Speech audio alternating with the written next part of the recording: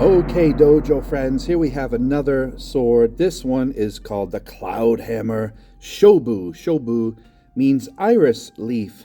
And interestingly enough, another kanji for Shobu can also mean samurai victory. I bought this one from my friends John and Scott over at RVA Katana. You are paying basically for this sx105v Japanese tool steel. This is an amazing modern steel. sx105v is good for hardenability, cutting characteristics, wear resistance, toughness. It's also good for welding. You're going to pay about $375 at the time of this recording. And again, that's at RVA Katana in Richmond, Virginia. I'll put the link below where you can order this wakizashi. Let's take a look at the kashida. The kashida looks to be made of an alloy, brass, or metal. It has a really nice design. It looks like scales or something.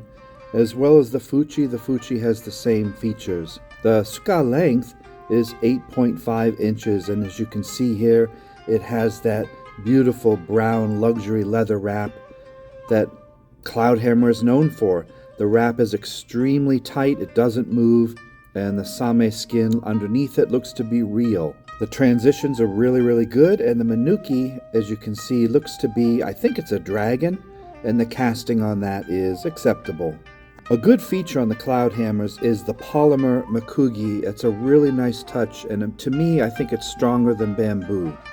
The Suba guard is a Musashi kind of sea cucumber design, and it has an etched design on it, which makes it more kind of high quality. It doesn't look like some of the cheaper Musashi Suba guards that I've seen, and I like this shape and I like this design. It just gives it a bit more classiness and heft to it. It's definitely heavier than some of the other sword guards that I have. Transitions are good. Cloudhammer's getting really better at the specs, being tighter and more well assembled. There's no rattling or cheap feeling on this sword. It is a hefty little sucker. The habaki looks to be a standard brass metal. Again, nothing special there. I wish Cloudhammer would step up on their habaki at this price point. These habaki to me are very boring, very standard, but it's just coming from companies that make these and stamp them out. I know that they're getting our feedback, and I really wish they would step up on the habaki and make some more interesting designs, stampings, or colors on them. So once these old ones are used up, however many thousands they've made, I hope they make new ones that are a bit more interesting. And why not put a logo or something on them, make it more personal.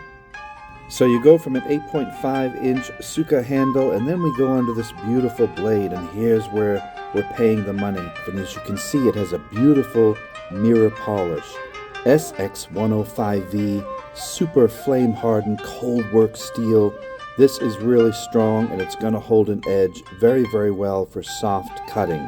You might be able to catch the mune. It's called iori mune, which means it has a triangular geometry at the top.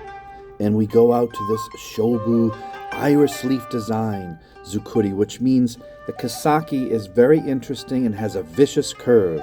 It has a higher shinogi-ji, which is the ridge line, no yokote, and it's shaped like a shark tip. This is a really good tip for piercing, and if it's heat tempered well, which these blades are known for, the sword is going to be very tough. It's going to hold its edge.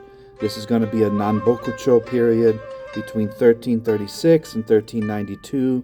Just after the Mongol invasions, this Shobu iris leaf design was really good for piercing armor. My fellow modern sword collectors out there are going to know that the popular Hanwei Raptor swords also have this unusual Shobu blade design. Let me know in the comments below if you have a Hanwei Raptor sword and you have this same Shobu blade design. The sword weight is 1 pound 14 ounces. It's a bit heavier than other wakizashi because the saya is a denser wood and the fittings and leather wrap all add ounces of weight to it. The total length is 30 inches. It has this beautiful rosewood saya with shitodome, brown sageo wrapping. Again, a hefty saya that you could use as a separate weapon. It really is made well to the sword blade. It doesn't rattle at all. Very well done. Not going to show any fingerprints whatsoever. The fit and finish is going to hold well. The SX105 blade comes very sharp, as you can see here.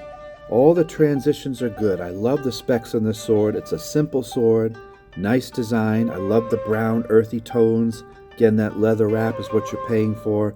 And the blade itself, solid, big, beefy, gonna do well in battle. Another good mid-range practitioner's sword from Cloudhammer. And again, the USD price is $375 plus shipping. You can check to see if shipping is legal to where you live. In the US, I think they're all good. So there you have it, the Cloudhammer Shobu Iris Leaf Wakizashi. Thanks for watching, everybody. Leave your comment below on what you think of this sword, Cloudhammer in general, and if you have any Cloudhammer swords. Have a great day, everyone. Bye-bye.